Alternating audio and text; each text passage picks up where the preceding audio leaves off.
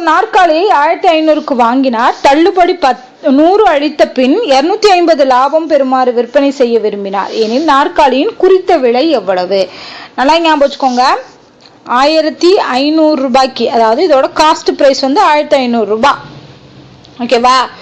அப்ப இங்க என்ன கேட்டிருக்காங்க? குறித்த விலை கேட்டிருக்காங்க.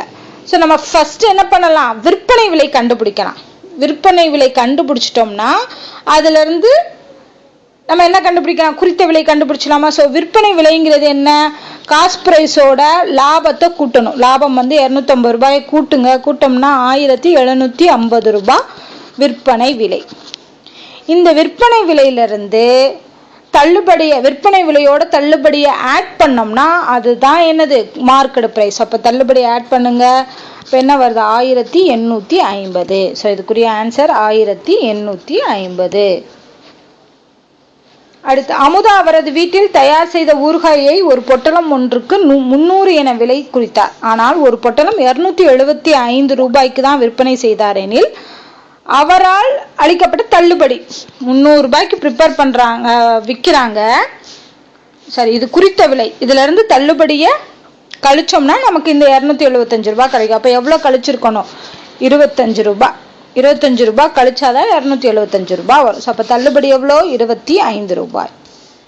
அடுத்து, வளவன் 24 முட்டைகளை 96 ரூபாய்க்கு வாங்குறாரு. ஸோ 24 முட்டையை 96 ரூபாய்க்கு வாங்குறாரு. அதில் 4 முட்டை உடஞ்சிருச்சு. அப்போ 24 4 போச்சுன்னா 20 முட்டை. அந்த 20 முட்டைய 36 ரூபாய் நட்டத்துக்கு விற்கிறாரு. அப்போ ஆல்ரெடி 96 ரூபாய் வாங்கின காசு, அதில் 36 ரூபாய் நட்டம் போயிருச்சுன்னா கழிக்கணும். கழிச்சோம்னா மிச்சம் 60 ரூபாய். அப்போ 20 முட்டையை 60 ரூபாய்க்கு வித்திருப்பார். அப்படின்னா ஒரு முட்டையோட விற்பனை விலை என்ன? ஸோ 20 முட்டை 60 ரூபானா ஒரு முட்டை எவ்வளோ? 60 / 20. ஸோ அடிச்சோம்னா 3 ரூபாய். ஸோ ஆன்சர் இதுக்கு 3 rupees. அடுத்து கடைசி கொஸ்டின், 14th கொஸ்டின் பார்க்கலாமா? மங்கை ஒரு அலைபேசியை 12,585 ரூபாய்க்கு வாங்கினார். அது கீழே விழுந்து பழுதாகிவிட்டை. சரி செய்ய 500 ரூபாய் செலவு வேற செஞ்சிருக்காங்க. ஓகேவா? அப்ப 12,585 ரூபாயோட 500 ரூபாயை கூட்டணும்னா அதுதான் அதோட காஸ்ட் பிரைஸ். 13,085 ரூபாய் வரும். இது காஸ்ட் பிரைஸ். இது என்ன பண்றாருன்னா, செலவு செய்து அதை அவர் 7,500 ரூபாய்க்கு விற்பனை செய்தார்.